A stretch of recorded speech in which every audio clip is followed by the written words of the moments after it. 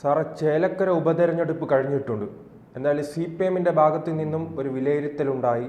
ആ വിലയിരുത്തൽ ഇങ്ങനെയാണ്: തങ്ങൾ എന്തായാലും വിജയിച്ചു കഴിഞ്ഞു, 18,000 വോട്ടിൻ്റെ ഭൂരിപക്ഷമുണ്ടാകും, ചേലക്കരയിലെ 9 പഞ്ചായത്തുകളിലും വലിയ രീതിയിൽ ലീഡുണ്ടാകുമെന്നാണ് CPM-ന്റെ വിലയിരുത്തൽ. സാർ ഇതിനെ എങ്ങനെ വിലയിരുത്തുന്നുണ്ട്? ഈ ചേലക്കരയിലെ ഉപതെരഞ്ഞെടുപ്പ് CPM ചോദിച്ചു വാങ്ങിച്ചതാണ്. കാരണം അവിടെ MLA ആയിരുന്നു, അവിടുത്തെ മന്ത്രിയല്ല, MLA ആയി മന്ത്രിയായിരുന്ന ആളാണ് രാധാകൃഷ്ണൻ. രാധാകൃഷ്ണനെ പിടിച്ച് ആലത്തൂർ പാർലമെൻറ്റ് മണ്ഡലത്തിലേക്ക് വിട്ടു. അങ്ങനെയാണല്ലോ ഇവിടെ ഉപതെരഞ്ഞെടുപ്പിലേക്ക് വഴിമാറുന്നത്. അല്ല, അതുകൊണ്ട് ഒരു കനൽത്തരിയെങ്കിലും കിട്ടിയിട്ടുണ്ട്. അല്ല, ഒരു കനൽത്തരി കിട്ടും. ഇവിടെ സംഭവിക്കാൻ പോകുന്ന അവിടെ ഒരു കനൽത്തരി പോയിട്ട് ഒരു കാര്യവുമില്ല. ഒരു പുണ്ണാക്കുമാരോ ചെയ്യാൻ പോകുന്നില്ല. എന്ത് കാര്യം പറയാനാ? രാധാകൃഷ്ണൻ പോയി പാവം രാധാകൃഷ്ണൻ മലയാളത്തിൽ എന്തെങ്കിലുമൊക്കെ പറയും, അത് നമ്മൾ കണ്ടതാണ്, ചോദിക്കുകയൊക്കെ ചെയ്തത്. പക്ഷേ അല്ലാതെ ഒന്നും നേടാൻ പോകുന്നില്ല. പിന്നെ ഇവിടെ ഒരു സീറ്റ് നഷ്ടപ്പെടാൻ പോകും. അതാണ് മനസ്സിലാക്കേണ്ടത്. ഏതാണ്ട് 3 പതിറ്റാണ്ടിലേറെയായി LDF-ൻ്റെ കൈവശമിരുന്ന മണ്ഡലമാണ് ഈ ചേലക്കര എന്ന് പറയുന്നത്. അതാണ് ഇപ്പോൾ ഇവിടെ രാധാകൃഷ്ണൻ 2021 അവിടെ മത്സരിച്ചു, അല്ലേ?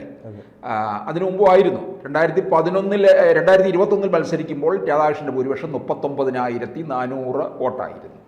2016 അവിടെ മത്സരിച്ച പ്രദീപ് കുമാറിനെയാണ് ഇപ്പോൾ സ്ഥാനാർത്ഥിയാക്കി നിർത്തിയിരിക്കുന്നത്. 2016 മത്സരിക്കുമ്പോൾ ഭൂരിപക്ഷം 10,200 ഇതിനകത്ത് നമ്മൾ മനസ്സിലാക്കേണ്ട ഒരു കാര്യം, ഭരണവിരുദ്ധ വികാരം നിൽക്കുകയാണ് കേരളം മുഴുവൻ.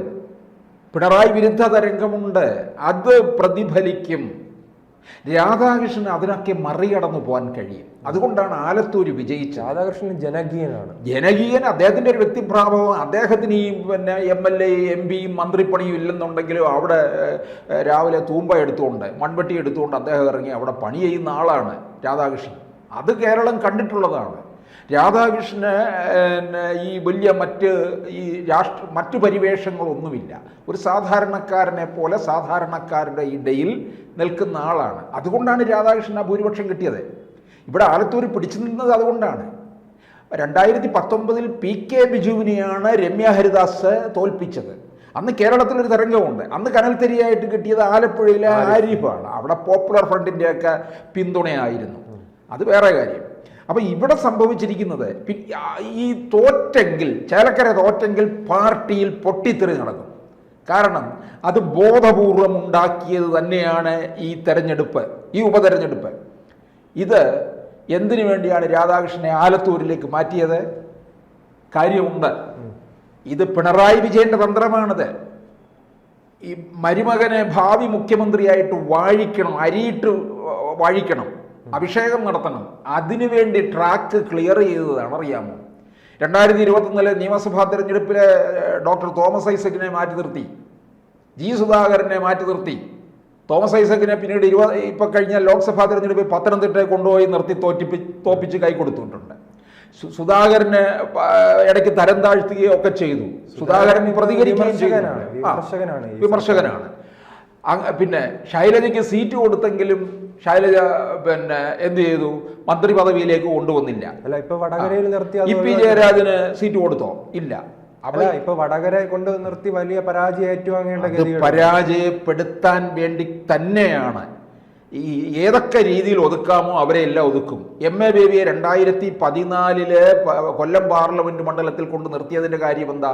അവിടെ കൊണ്ടുപോയി നിർത്തി ഒതുക്കാൻ വേണ്ടി തന്നെയാണ്. എന്നിട്ട് അവിടെ പോയി പരനാറി എന്നുകൂടി പ്രേമചന്ദ്രനെ വിളിച്ചപ്പോൾ വോട്ട് വിഹിതം കൂടുകയും ചെയ്തു. അപ്പോൾ രണ്ടാം പിണറായി സർക്കാർ വന്നപ്പോൾ ഏതാണ്ട് എല്ലാം പുതുമുഖങ്ങളാണല്ലോ. ആരും പഴയതാരും ഇല്ലല്ലോ. ഒരു മുതിർന്ന ആരും തന്നെ ഇല്ല എന്നുള്ളതാണ്. പരിചയസമ്പന്നരായിട്ട് പിണറായിക്ക് മാത്രം 2 പേരുടെ പേരെ നമ്മൾ കേൾക്കുന്നുള്ളൂ, പിണറായി വിജയനും മരുമകൻ റിയാസിൻ്റെയും മാത്രം. ഇപ്പൊ കുറച്ചു നാളായിട്ട് പിണറായിയെ പറ്റി ഒന്നും കേൾക്കാനില്ല. അദ്ദേഹത്തിന് ആരോഗ്യ പ്രശ്നം നേരിടുന്നുണ്ട്, അതിരൂക്ഷമായിട്ട് നേരിടുന്നുണ്ട്. റിയാസാണ് കാര്യങ്ങളെല്ലാം നിയന്ത്രിച്ചു കൊണ്ടുപോകുന്നത്. ഇത് പാർട്ടിയിലെ MP ഗോവിന്ദനൊക്കെ ഇത് കീഴ്പ്പെട്ട് കിടക്കുകയാണെന്നേ. അതാണ് സംഭവിക്കുന്നത്. അതാണ് EP ജയരാജൻ പറഞ്ഞത്. 2ാം പിണറായി സർക്കാരിൻ്റെ മുഖം നല്ലതല്ല. ലോക്സഭാ തെരഞ്ഞെടുപ്പിൽ കനത്ത തോൽവി ഉണ്ടായി കഴിഞ്ഞപ്പോൾ പാർട്ടി താഴെ ഘടകങ്ങൾ മുതൽ തന്നെ പിണറായിക്കെതിരെ വിമർശനം ഉയർന്നു വരികയാണ്. അതൊന്നും നമ്മൾ കേൾക്കാത്ത ഇതിനിടയ്ക്ക് മറ്റ് സംഭവ വികാസങ്ങൾ പലതുണ്ടായി. നവീൻ ബാബുവിൻ്റെ മരണം, BP ദിവ്യ ഉണ്ടാക്കിയ പ്രശ്നം, അങ്ങനെ നിരവധി പ്രശ്നങ്ങളാണ് നേരിട്ടുകൊണ്ടിരിക്കുന്നത്. അതെ, അൻവർ പൂരം കലക്കല്. ഈ അൻവർ ചേലക്കരയിൽ മത്സരിക്കുന്നുണ്ട്, അൻവറിന്റെ പാർട്ടി DMK, അത് തിരിച്ചടി ഉണ്ടാക്കും. അത് ഈ അൻവറിന് തന്നെ അത് നിശ്ചയമില്ല എന്താ സംഭവിക്കാൻ പോകുന്നത് എന്നുള്ളത്. അതുകൊണ്ട് അത് നമ്മൾ കൂട്ടണ്ട. അല്ല, അൻവർ എപ്പോഴും സഹാക്കളെ എന്നാണ് അന്നോ അവരുടെ വോട്ട് അതിനകത്ത് കുറച്ച് വോട്ട് മാറുമെന്നുള്ളത് ഉറപ്പാണ്. പിന്നെ അവിടെ പറ്റിയിട്ടുള്ളത് ഈ ശരിക്കും ആ മണ്ഡലം പിടിച്ചെടുക്കണമായിരുന്നു എന്നുണ്ടെങ്കിൽ കോൺഗ്രസ് അല്പം കൂടെ ഒരു നല്ലൊരു സ്ഥാനാർത്ഥി എത്തിക്കണമായിരുന്നു. രമ്യ ഹരിദാസ് അവിടെ പറ്റത്തില്ല. കാര്യം ഈ ചേലക്കര നിയമസഭാ മണ്ഡലം ഉൾപ്പെടുന്നതാണ് ആലത്തൂർ പാർലമെൻറ്റ് മണ്ഡലം. ആലത്തൂർ പാർലമെൻറ്റ് മണ്ഡലത്തെ വേണ്ട രീതിയിൽ നന്നായി കൈകാര്യം ചെയ്യാനായിട്ട് രമ്യയ്ക്ക് സാധിച്ചിട്ടില്ല. പാട്ടും പാടിയൊക്കെ അവിടെ അങ്ങ് പോയല്ലോ, ഒന്നും മണ്ഡലം തിരിഞ്ഞു നോക്കിയില്ല. അങ്ങനെയുള്ള ഒരാൾ ഇവിടെ ഈ നിയമസഭയിൽ ഒന്നും ചെയ്യില്ല എന്നുള്ള ഒരു കണക്ക് കൂട്ടലുണ്ട്. പിന്നെ BJPയുടെ സ്ഥാനാർത്ഥി ഒരു ബാലകൃഷ്ണനാണ്. അദ്ദേഹം മണ്ഡലത്തിൽ നല്ല പരിചിതനാണ്. തിരുവല്ലാമല പഞ്ചായത്ത് BJP ഭരിക്കുന്നു. അവിടം നേടിയെടുത്തതിൽ ബാലകൃഷ്ണന് നിർണായകമായ പങ്കുണ്ട്. അതുകൊണ്ട് BJP വോട്ട് വിഹിതം വർദ്ധിപ്പിക്കുമെന്നുള്ളതാണ് മനസ്സിലാക്കാൻ കഴിയുന്നത്. BJP നിർണായക ഘടകമായിട്ട് മാറുകയും ചെയ്യും. പിന്നെ രാധാകൃഷ്ണന് കഴിഞ്ഞ തെരഞ്ഞെടുപ്പിൽ തന്നെ 24,000-ത്തിലധികം വോട്ടുണ്ട് ഉണ്ടായിരുന്നു. രാധാകൃഷ്ണന് 21 കിട്ടിയത് 40,000 അടുപ്പിച്ച് വോട്ടിന്റെ ഭൂരിപക്ഷം വന്നിട്ടുണ്ടെങ്കിൽ അത് രാധാകൃഷ്ണൻ എന്ന വ്യക്തിയോടുള്ളതാണ്.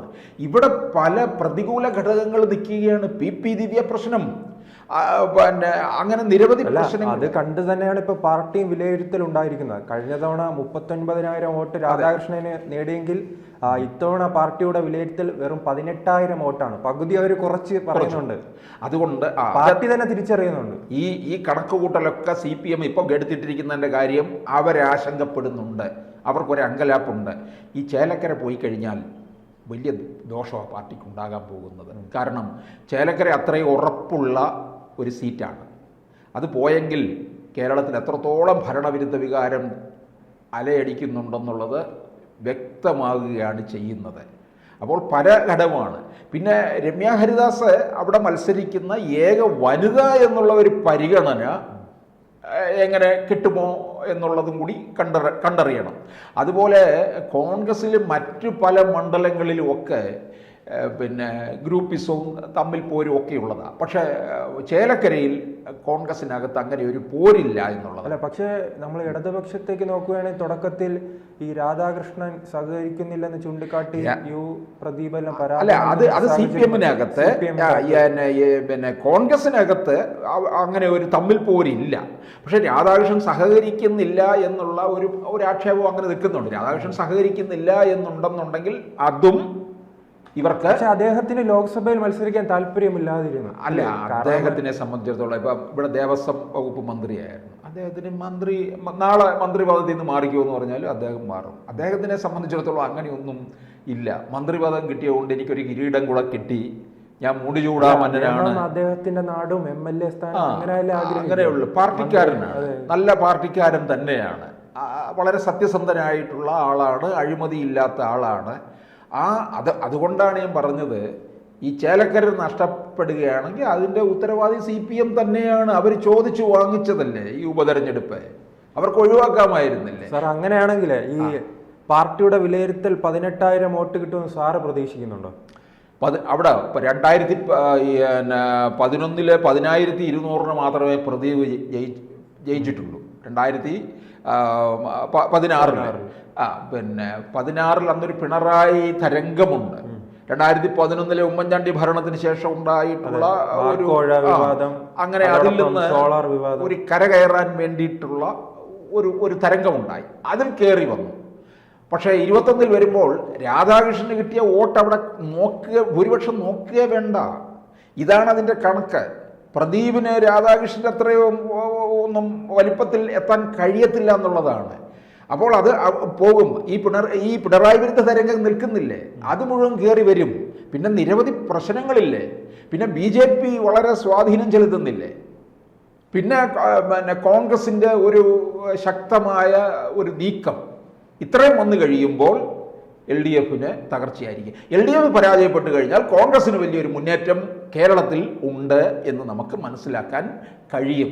പക്ഷേ അവർ വേണ്ട തരത്തിൽ ഇനി ഈ കേരളത്തിൽ ചേലക്കരയൊക്കെ പിടിച്ചു കഴിഞ്ഞാൽ, കോൺഗ്രസ് പിടിച്ചു കഴിഞ്ഞാൽ ഈ കേരളത്തിൽ കോൺഗ്രസിൽ നിന്ന് മുഖ്യമന്ത്രിയാകാൻ 3-4 പേര് നിൽക്കുകയാണ്. അവർ തന്നെ അതിനോട് യോജിപ്പില്ലാത്ത കോൺഗ്രസ്സുകാർ തന്നെ ചിലപ്പോൾ കോൺഗ്രസ് സ്ഥാനാർത്ഥിയെ കാലുവാരുമോ എന്ന് സംശയിക്കേണ്ടിയിരിക്കുന്നു. അതാണ് കോൺഗ്രസിൻ്റെ സ്വഭാവം.